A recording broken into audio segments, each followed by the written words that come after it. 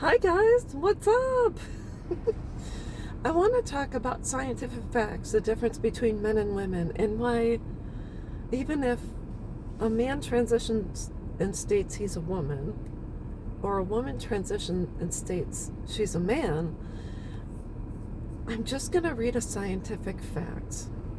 Because I was on the phone today with Move, which is a program through the VA helping people deal with just moving, I guess, or making changes when it comes to uh, eating, lifestyle, etc., to get you on the proper in the proper direction to taking care of yourself. So I said we were talking about difference between men and women, and she says, well, I plug your information into a chart and choose if you're male or female, and that gives me your caloric needs per day. And she said, I said, well, now that with this, LGBT and this and that coming out, how do you know there's a difference between men and women? And she said, I'll read what I just Googled, difference between men and women. Men have a higher proportion of lean muscle mass, which burns more calories at rest and during exercise. Women tend to have a higher proportion of body fat, which burns fewer calories, which makes sense because we bring forth life and we need we need a little bit extra padding. And then she also said because men's metabolism is higher because of the lean muscle mass. And that's where the difference between men and women come into play. That's why you'll see different standards of PT when men and women are in the military. Men's physical standards are higher than women's. They have to do more sit-ups, push-ups, faster run. Women have less because they know physically we're made different, and it's just the way it is. So when talking to someone that says, well, I'm transitioning, you can go through physical changes as someone would if they're having plastic surgery and I'm enhancing my breasts. I get implants and have larger breasts.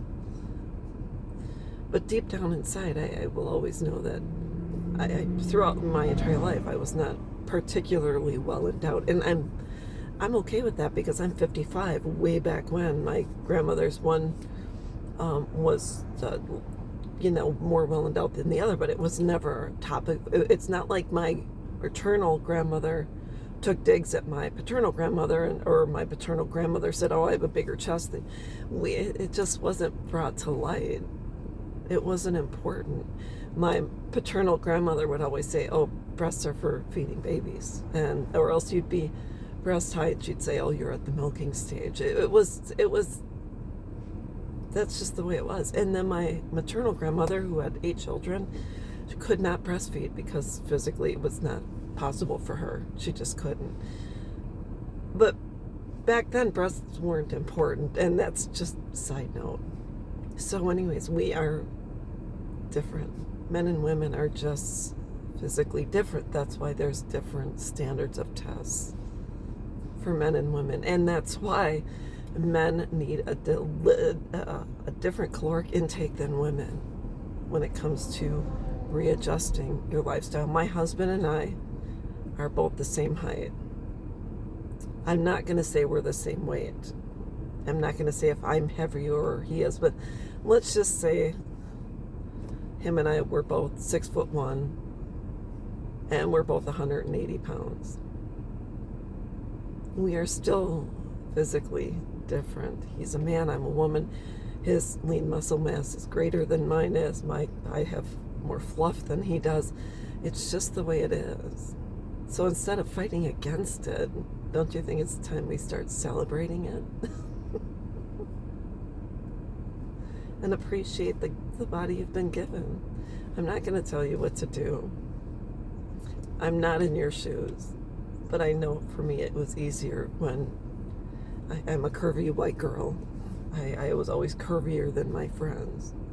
I just always was. And for a long time when I was younger, I thought curves were better in the African American community and this and that, or Hispanic, whatever, voluptuous women were of different ethnicities. So a long time I would wear baggy pants or t-shirts that fell way down, went way over my bottom, because I didn't want to accentuate what I thought was not attractive in the Caucasian community. And I always looked at the bodies of cheerleaders or women that were physically fit, gymnastics, the very physically fit. They weren't soft and curvy, and that's just the way it was. So for a long time, it took me years to accept and appreciate, until someone says, you have a butt and that's a good thing. And then I said, oh, it's probably a good thing. So anyways, I'm telling you, if you have curves, it's a good thing. If you have a butt, it's a good thing. If you don't have boobs, it's okay. All I know is men and women are different, and that's okay. So when someone poses the argument or states they're transitioning, it's physically, if you were born a man, you're still going to be a man, and that's just the way it is. And women, same thing. That's all I know, and I'll be back.